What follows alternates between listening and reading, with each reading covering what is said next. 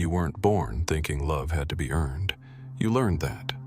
Somewhere between childhood and growing up too fast, you started believing a dangerous lie, that your worth depends on what you do for others, that love must be deserved, negotiated, worked for, not received freely, but earned painfully.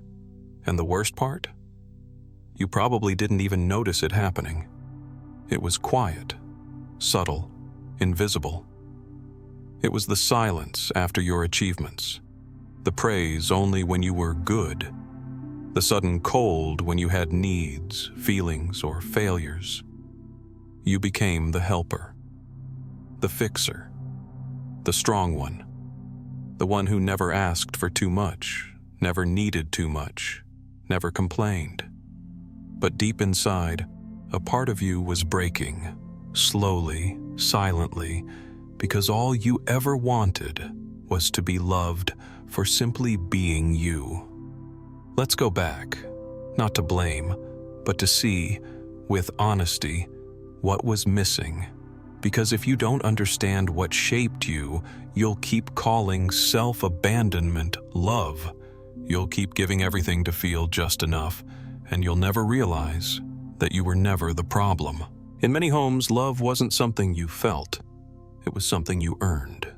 You didn't sign a contract, but it was there, unspoken, a silent agreement.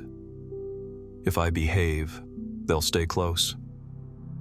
If I succeed, they'll notice me. If I take care of them, maybe they'll take care of me.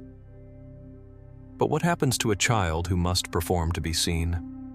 They learn that love has terms, that presence has a price, that affection is conditional, and they carry that weight into adulthood without even realizing it. You became the person who says yes to everything, the one who gives more than they have, the one who stays quiet to keep the peace, the one who says, "I'm fine," when your chest is screaming, because somewhere deep down you're still trying to earn a kind of love that should have been unconditional. Not because your parents were evil. Maybe they were overwhelmed. Maybe they were never taught either. But your nervous system doesn't care about their excuses. It remembers the cold. It remembers the pressure. And now, you're exhausted. Not just physically, emotionally. Because you're still living by that invisible contract. One that you never agreed to in the first place. You don't feel comfortable receiving love. You don't even trust it when it comes. If someone offers care, you wonder what they want in return.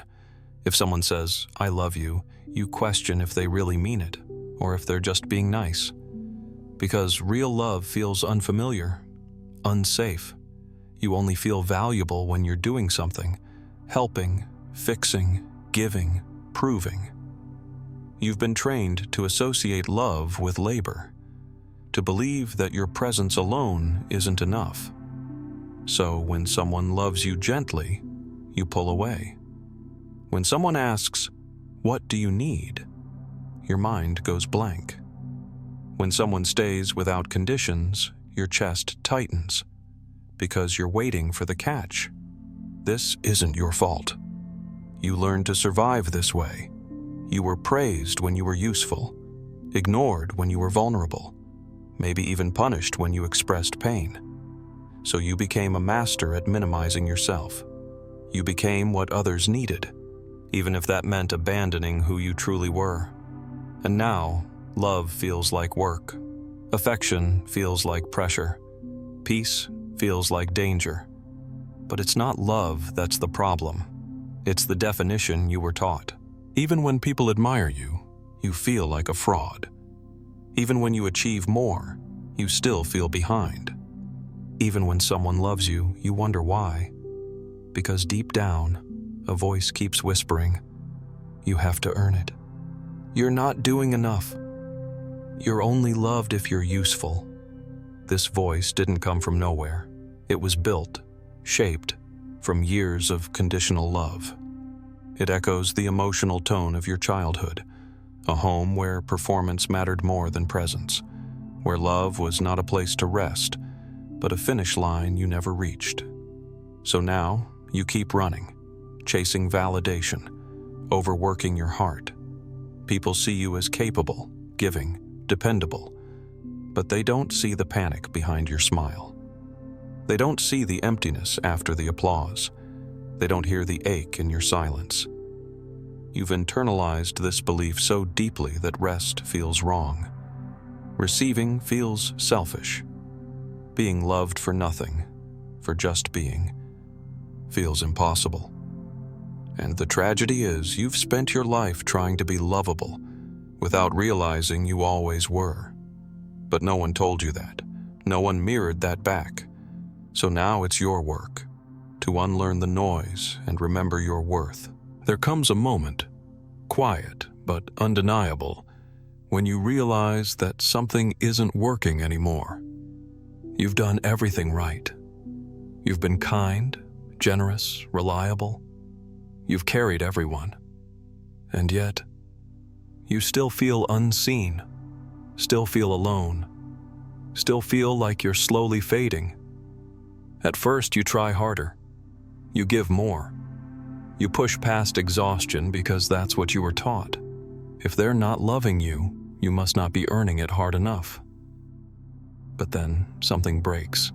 Not loudly, not with fireworks. It's more like a whisper inside you saying, I can't keep living like this. It's not a breakdown. It's a truth finally surfacing. You realize that your love was never really love. It was sacrifice. It was effort. It was trying to buy something that should have been given freely. This moment is terrifying. Because if love isn't something you earn, you don't know what it is. You don't know how to receive. You don't even know who you are without the performance. But it's also the beginning. The first crack in the armor. The first breath that belongs only to you. And for the first time, you ask not, what do they need from me? But, what do I need to heal? Healing doesn't start with a breakthrough. It starts with discomfort. The discomfort of not rushing to fix, of sitting in silence, of letting someone help you, and not offering anything in return. It feels wrong at first, like you're being lazy, like you're being selfish, like you should be doing more. But that discomfort is a signal. You're stepping out of the old contract.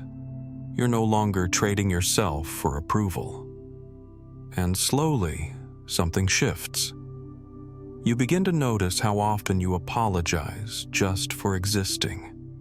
How quick you are to say, I'm fine, when you're not. How foreign it feels to say, I need, without guilt. This is what healing looks like. Awkward, slow, unfamiliar, but also honest, real, yours.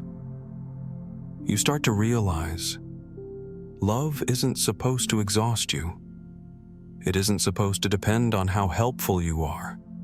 It isn't supposed to feel like a test you're always failing. The real kind of love, the kind you never learned, says, you are enough, even when you do nothing, even when you fall apart, even when you can't give anything back.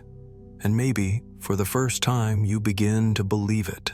When you stop performing, some people pull away. Not because you're wrong, but because they were attached to the version of you that overgave, overfunctioned, and never complained. You start setting boundaries, and it feels like betrayal. You say no, and the silence afterward stings. You stop apologizing for existing, and suddenly, you're difficult. This is the cost of healing. You begin to realize that some relationships weren't built on love. They were built on your silence, your compliance, your ability to give without needing anything back. And that's not love. That's emotional convenience. Yes, it hurts, but it also sets you free. Because when you stop performing, you make room for real connection. The kind that doesn't depend on your exhaustion. The kind that says, I love who you are, not what you do for me. You learn that love is not supposed to shrink you. It's supposed to see you, even in your mess, even in your stillness, even when you're not earning it. And slowly, the fear of being too much or not enough begins to loosen its grip. You're not losing people. You're losing roles. And in their place, you're finding yourself. Inside you, there's a little child still waiting to be seen, waiting to be held, waiting to be loved, just as they are. This child remembers the times you had to earn love, the times you felt invisible until you performed, the times you were silenced, ignored, or pushed aside. That child still carries the wounds of conditional love. But now, you have the power to rewrite the story. You don't have to keep proving your worth. You don't have to keep chasing love that feels like a test. You can meet that child with kindness, with patience, with open arms. You can be the parent you needed back then. And when you do, healing begins. Because the love that was missing, the love you were always hungry for, starts to fill the empty spaces inside. You start to learn that love isn't a reward, it's a birthright. And that birthright was yours all along. Imagine a life where love doesn't depend on your performance, where you don't have to prove your worth every day, where rest isn't guilt, where receiving care feels natural, not like a debt to pay. This freedom isn't a fantasy. It's a possibility waiting for you.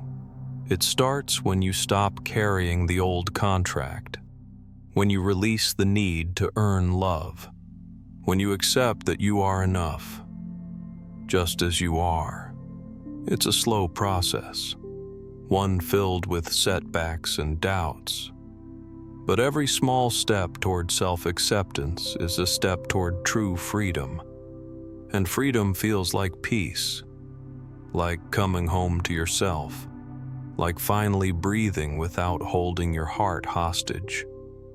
You can learn to receive love with open arms. You can learn to give without losing yourself. You can learn to be loved, not for what you do, but for who you are. And that is the most radical act of healing there is. This story doesn't end here. It's just the beginning of a new way to live. You're learning to unlearn the old rules, to rewrite the meaning of love, to give yourself permission to rest, to receive, to be. It won't be easy. There will be moments when the old voice tries to pull you back, when doubts creep in, when fear whispers you're not enough. But every time you choose to love yourself without conditions, you break the cycle. You heal the wound. You move closer to the peace you've been seeking all your life. If this video spoke to you, know you're not alone. Slow Psychology is here to walk with you, step by step, breath by breath. Subscribe and join our community, where healing is possible and love is a birthright, not a reward. Remember, you are already enough.